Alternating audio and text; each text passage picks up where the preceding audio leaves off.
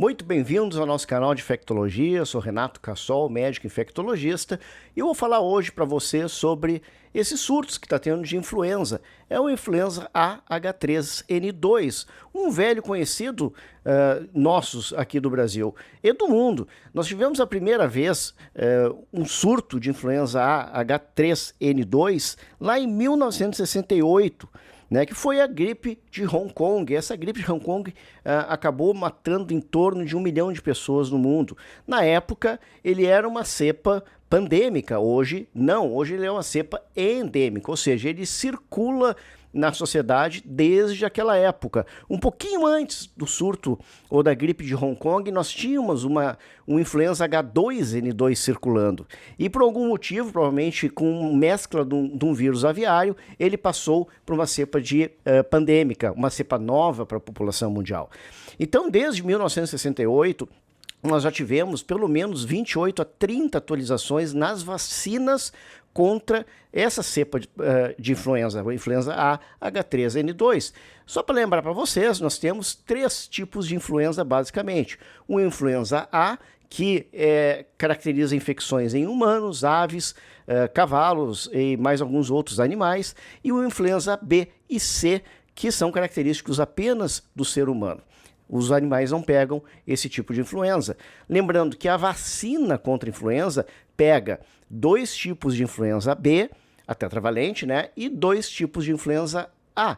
Esses 2 tipos de influenza A são o H1N1 e o H3N2. Bom, mas por que então que o vírus está circulando, apesar dessa cepa viral estar na vacina? Porque ela muta, e muta bastante. Nós sabemos que o H3N2 ele já sofreu pelo menos de 28 a 30 alterações nos compostos vacinais para se adaptar às suas mutações. E isso não vai ser diferente dessa vez. Nós sabemos que, muito provavelmente, a atual vacina para a influenza que contém essa cepa, ela protege alguma coisa do vírus, principalmente, talvez, de formas graves, mas ela vai ter que ser atualizada e o pessoal está dizendo que em torno de fevereiro a março, essa cepa já vai estar atualizada. Essa cepa de vacina vai estar atualizada contra essa cepa de H3N2 que está circulando. Então é um velho conhecido nosso desde a sua introdução na humanidade em Hong Kong, e nós sabemos que dessa vez não é pelo menos uma cepa pandêmica. As cepas pandêmicas de influenza que nós tivemos, a mais grave de todas, 1918 a 1920, foi a gripe espanhola. Era um H1N1, não era um H3N2. Apesar de ser uma cepa pandêmica e dita espanhola, nós sabemos que ela muito provavelmente se originou nos Estados Unidos. Mas, enfim, isso é uma outra história. Foi gravíssimo esse H1N1, em torno de 50 milhões de óbitos. Tem gente que diz que foi o dobro disso, nós não sabemos ao certo.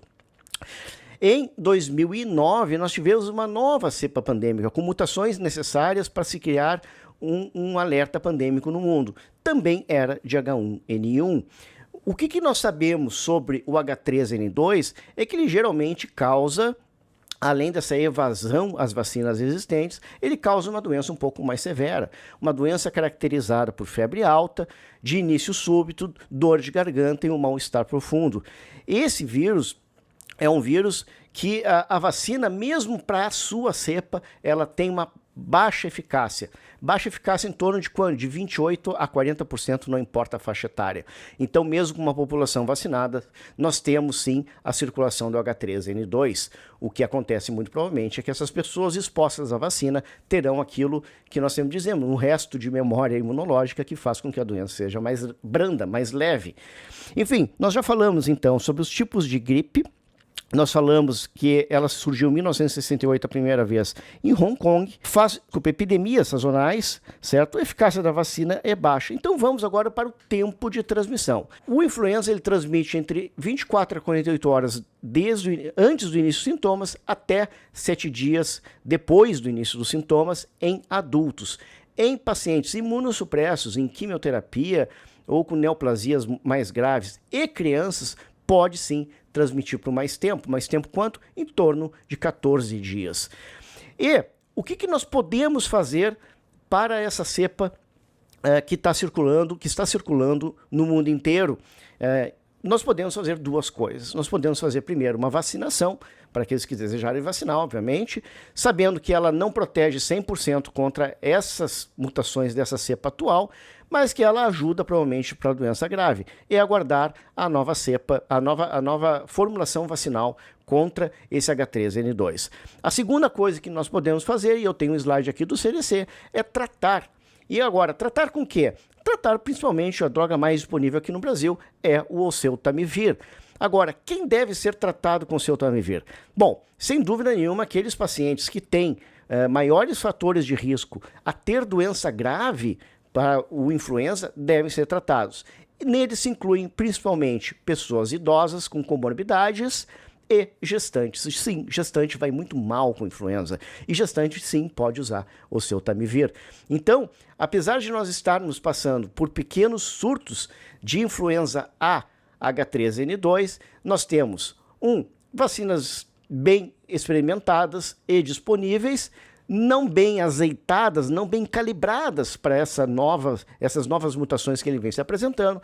E 2, nós temos sim um tratamento precoce que se mostra eficaz, principalmente aqueles pacientes com maior fator de risco para doença grave e pneumonia pelo influenza ou pneumonia bacteriana secundária. Espero que tenham gostado. Eu sou Renato Cassol e até o próximo vídeo.